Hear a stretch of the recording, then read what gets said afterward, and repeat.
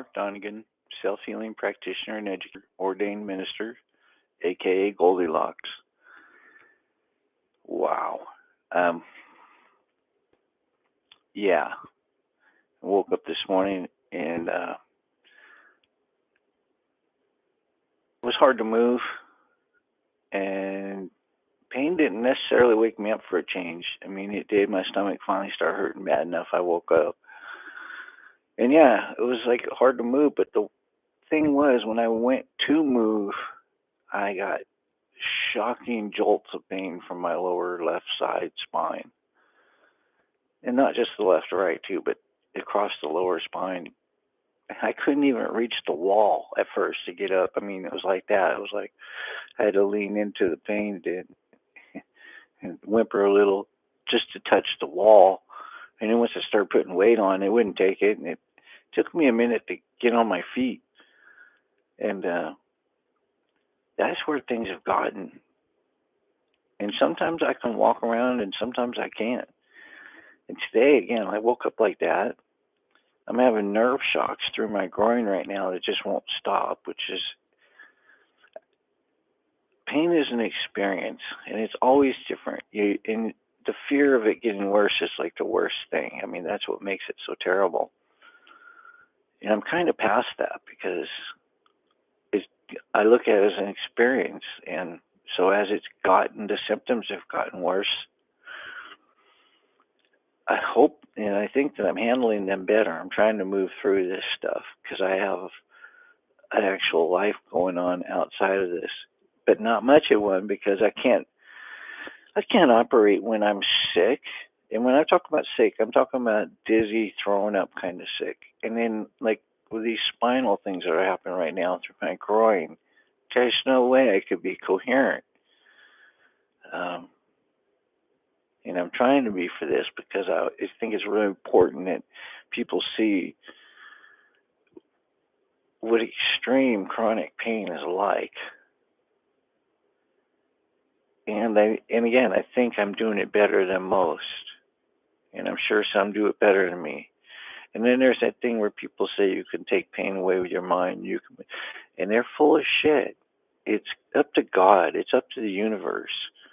People are so full of their ego. You have to have both. You have to apply yourself, and you have to pray for help, and you have to get that help. I've been fortunate. 7 spinal surgeries, and I'm still walking. But I'm scared because what this pain means is, and the fact that it's been increasing if you've been watching my videos, even since my surgery. My surgery worked for what it was supposed to do at that upper level, L1 and 2. But L3, 4, it's just, it didn't fuse. As a normal person that doesn't have back injuries, they get older, especially men, their spine, their vertebrae fuse together, and that's a good thing. It keeps the vertebrae from coming down and putting pressure on the nerves. Well, in my case, the vertebrae have already come down onto the nerves. So it's too late. And so if we let it just go ahead and fuse like this, I'm going to be I probably won't walk. So I'll just have to, because with the surgery, there's a good chance I won't walk either. Not a good chance, but as I've told people, it's about 25%. When you go for spinal surgery, you're lucky if you come out and you don't have worse injuries than when you walked in. And, and they tell you that. They have to sit there and slowly look you in the eye and tell you this could not turn out well. And there's a percentage, and, that's all for insurance reasons. They don't want to get sued. And with this one, with me, it's like 50-50 whether I live through the damn thing. There's 25% chance I'll not walk again. And there's no way around it because even with people's spines like this, when they're broken like this and they got to do multi-level fusions, even if they don't walk again, as long as they're out of that severe pain and they're only having pain from the surgery, then that's a good thing. That's a win. So if I can come out and have pain relief from the nerve pressure and deal with the new hardware pain, and still be walking, that's a flipping miracle. And I'm shooting for that. I have no other choice but to shoot for that. Sitting here today with these nerve shocks going up through my groin. Oh my God.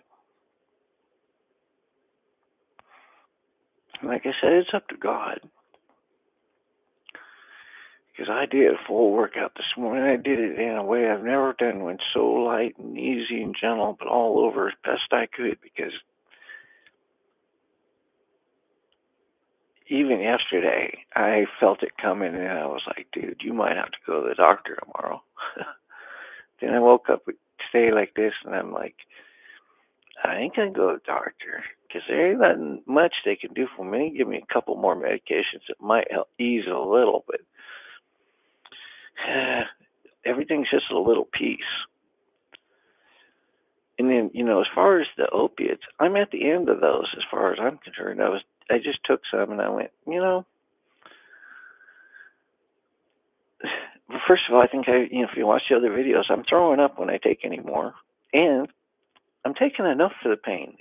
There's these other symptoms that need to be worked on with non-narcotic medications. So you have to have a whole bevy of medications. And I just did freaking 2 hours of movement that so high level, nobody even knows it. So there's that. Didn't diet, and of course my diet I can't barely eat. But when I do eat, I eat fairly good. I do the organic thing, best I can, but it comes down to just getting food in sometimes. And when I do that, I try to make sure it's, weight food. But I'm probably eating too much meat. I'm a meat eater, and that can make you too lean, acidic, and I can definitely see that in my body. I'm a healer, and I can look at myself and see that stuff. And I smoke. I have high blood pressure. So all those things break down bones and don't make it. They don't make orthopedic stuff better. They don't necessarily make it worse, but yeah, I understand. I have certain deficits, but I'm human. I've got to accept my flaws and work with them. Try to keep them minimal, like the smoking thing. Anything that you don't want to do too much of, like food or whatever somebody's deal is. So yeah, I want to get on here when I was in a bad shape, and yeah, I have a week to do. I have a speech to give tomorrow morning, and I have a new job that I need to apply myself to this week, which means networking, making a few phone calls, but serious phone calls, taking notes. Um, so that part of things is because of the market and the connections I made there. When you make a connection, you got to follow through. You can't just say, hey, whatever, hey, dude, and that's the end of it. You got to go back and say, hey, dude, let's work, you know. So yeah, I can do that somehow as long as I can work through the mental fog. And mental fog is something that a lot of people are familiar with, whatever your disease is. Um, I was trying to explain to somebody this weekend what spinal pain is like, and they went, "Oh yeah, it's kind of like when you go to the dentist and they hit on a nerve." And nobody had ever put it to me before like that. And I thought about it, and I went, "Yeah, it's exactly what it feels like. Except that's all right in your head. You know what I mean?" And then I told him, I said, it's just like that, except it goes up right up your spine. And that person almost fell over in a cringe. And I was like, they recovered. And I looked at him and I said, I get those all day long. And I was standing there, I was having a couple, and I didn't tell him that, but I was having a couple, and I was like, yeah, I have these all day long, man. I get these little cold things that go right up my spine. And yeah, I get some unique features, especially in my upper body. I get some popping that goes on down at the base of my neck that just flipping incredible. And I could take it and go, and it has to very gently, so I can loosen this SOB up, man. And I'm just thinking, 10 years from now, that thing's gonna be a mess. It's gonna barely move. I'm gonna be one of the old guys all like this. But that's what I do my movement for. So prevent that, put that further down the road. Or I'd be that way already. Like I'm watching a lot of old dudes my age walking around already like that. They got big old humps in their back. I was like, damn, man, what'd you do? Just like working in sight. Okay, I'm old now. I'm retired. Sat in the chair and never got the fuck up. Living in Hotel California, all these old people, I get to see all these psychoses, or if you want to call them that. But yeah, I was talking yesterday. We got this one lady's just a real bitch, and she doesn't understand why nobody likes her. And she like never comes out of her apartment more than about 10 feet to cause an issue. But like she never comes out, and she never gets any sun. She never, you know what I mean? And I was talking to somebody that does, and all he does, and all we Moabs do is just go out and have our smoke. I told somebody else that yesterday. That bitch needs to take up smoking, or at least she get the fuck outside. And truly, some of my smoking is just to get outside. It's because my pain's reached a peak to where I can't think, I can't do nothing. I'm about to throw up. I figure a little bit of cigarette smoke ain't gonna hurt. It usually doesn't, which is amazing. Um, Unique feature, you know, spinal pressure pain that makes you puke. And again, it'll make your head spin. I don't even know what it'll do further, but I'm gonna find. Apparently, we'll find out. I blacked out before, so I figured that's what it is. And I figure I've been doing good, not blacking out. Told somebody at that market because I almost went down there and set up, tried to work despite that. And I told him, I said, if I had done that, we'd had a medical emergency down here. I'd had the ambulance here. I would have looked all stupid.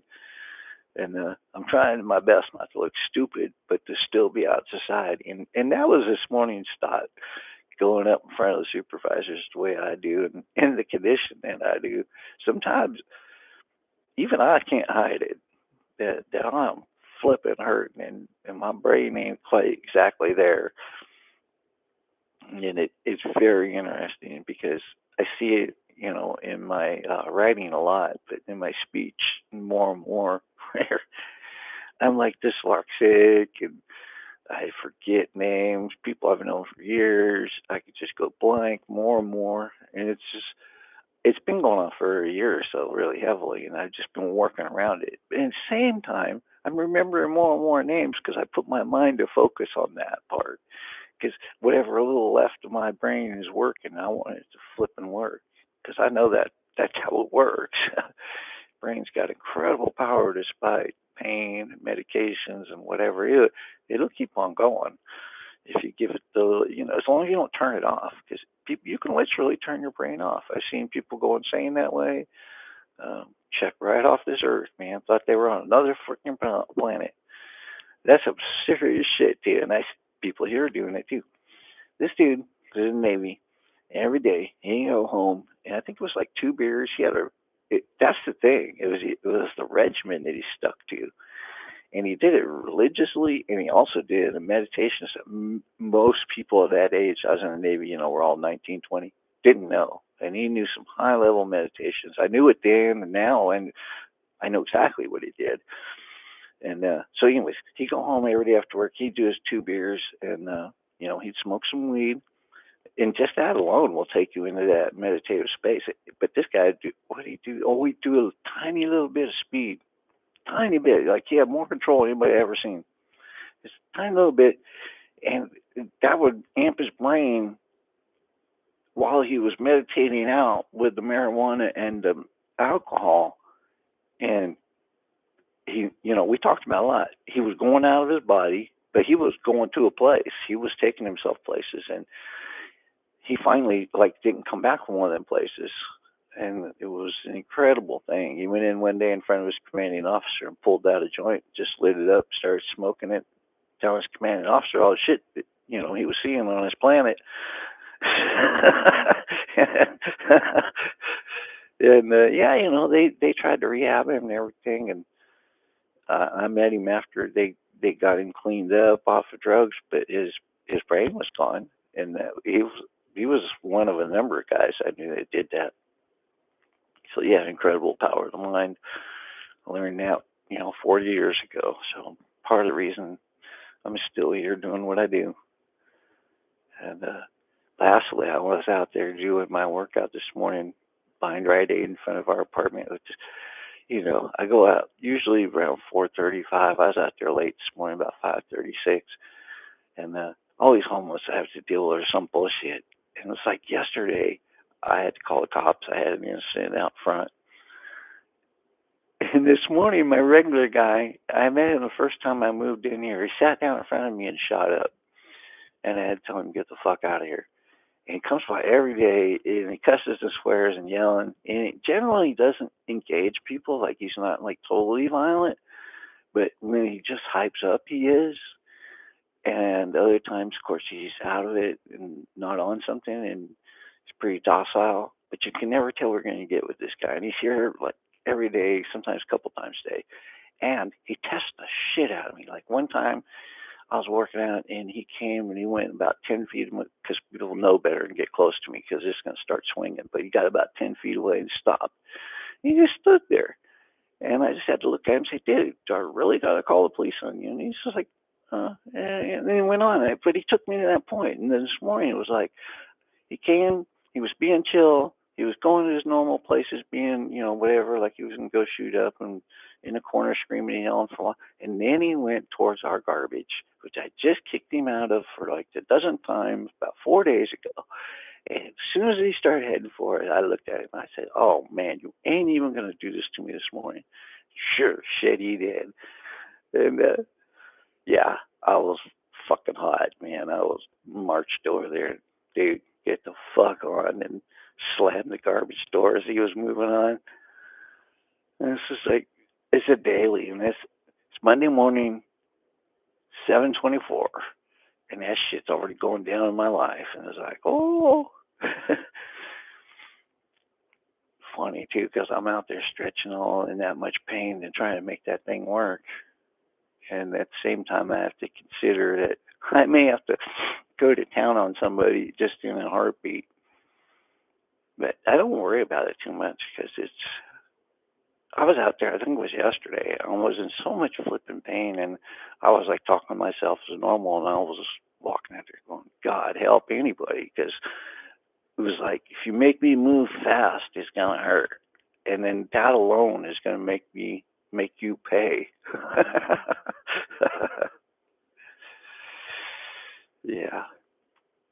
And then working out is getting really fun, especially with the stick. I mean, the stick I've gotten so refined, and I got a little tendonitis now, and I can't make too many more moves because they require my spine to twist and bend and stuff like that. But within my range, I could swing that thing, with just full velocity. It was all about getting things really straight and getting mobility into my wrists so they could come around straight. And I've also been doing finger exercises, individually rocking the cane against each finger, softening the bones in my fingers. So, for work too.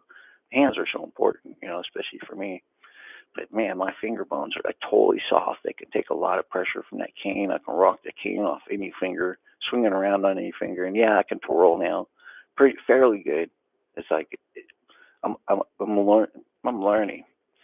But when I'm in the flow, I can go both ways with any finger on any hand. So once I'm flowing, that cane can just come back and hit anywhere, and it's automatic that it just holds. And that's a big key with the cane, especially two-handed switching hands. Every time you want to have full complete, and that's what I'm working on now. Is my holds both directions, this way and that way. This way on the cane, and that way on the cane. This way is hard. Been working on this a lot. You come back, you're rocking against your shoulder, and go bam, and like throw the cane out. It's an incredible move, and I thought about it for a couple months, and I've been practicing it for a couple weeks. Now I'm pretty flipping good at it. And it's like, if you get in front of me, you're going to eat that cane one way or another. It's going to come down on top of the head or right in your dang face.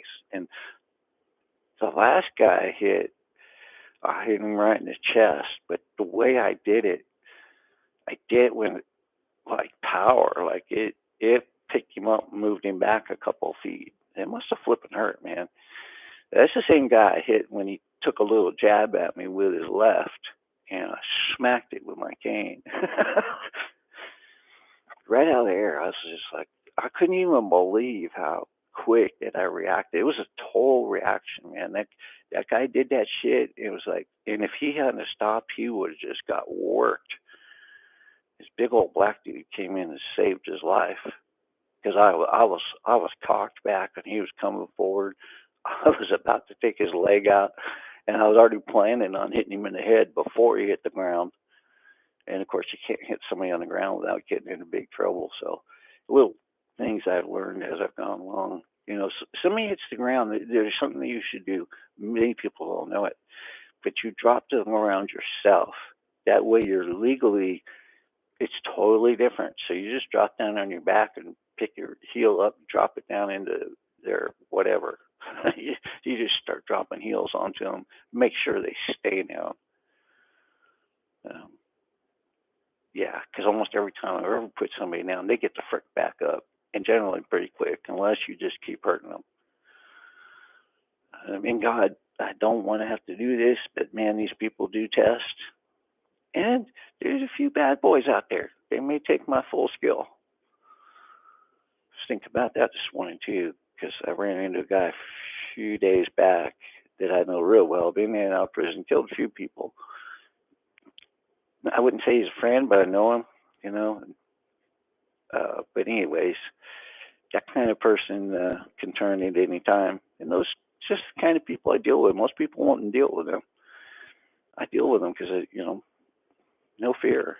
So, you walk down that dark alley, they fear me. Shit, I fear me. Think about that. A lot of times I'll walk down a dark alley and I'll think that, God help, don't don't mess with me. uh, so far, I haven't gotten in that big of trouble that way in life. I mean, I've been in plenty of violent trouble, but not to an excessive level. And yeah, assault with a deadly weapon, that kind of thing. But they were just kind of minor. They just blew that shit up. But if I did it for real, yeah, they would come after me. And then, of course, the last time they charged me some violent bullshit, they it was they told I was totally set up, man. It was total bullshit, and we ended up beating the shit out of the district attorney, which was great. Kind of. I mean, it made me enemies in this town, district attorney for one. But my attorney that did that is now a judge. Of course, he can't ever hear my cases, but it's nice to have a friend as a judge. And it was definitely a friend situation. Because when we first sat down and he listened to the case, he told me he was going to drag it out and beat him up. I said, go ahead. And so he always, yeah, every time I've contacted him, he knows who I am, what I did for him. Because that's part of how he got to be a judge, was beating up on district attorney with my case. So yeah, flipping rough, man. And these shocks right between my nuts and groin and tailbone. So that means I won't be sitting here very much. Because it's just not possible. It just starts giving me shocks to where, yeah, I was just now on the floor. Take a nap here pretty soon, hopefully. Didn't get much sleep. Don't get much sleep here because my fucking neighbors, this is a constant problem. They're supposed to move. I may end up suing management over it. If they ever write me up for causing noise, background noise, then I'm going to sue. That's another thing that's going on here. It's a lot of legal bullshit. But the thing is, the people that are suing them, the residents that are suing them, that I'm helping, they're suing them over stuff that was done to me. So I'm the one that has the case. And everyone knows it. Again, like this homeless guy, that was outside. I didn't have to deal with him if I didn't want to, but I've had to deal with him inside, and over half dozen incidents I've written out, violent incidents inside this building that was put on me, and they know it was put on me because I was the one that got the doors locked because I wrote them a demand letter saying I was going to sue them if they didn't lock the sons of bitches. Well, that when somebody gets hurt, but they were just lucky I was the one that was causing the injury rather than getting hurt. Not that I injured anybody that bad. The worst I did to anybody was bounce a guy off a few walls. But, he earned it because we were in the elevator and he kind of bumped into me and started this shit. So he earned them walls on the way out the door. Never saw that guy since. They freaking learned that way, I guess. Peace out.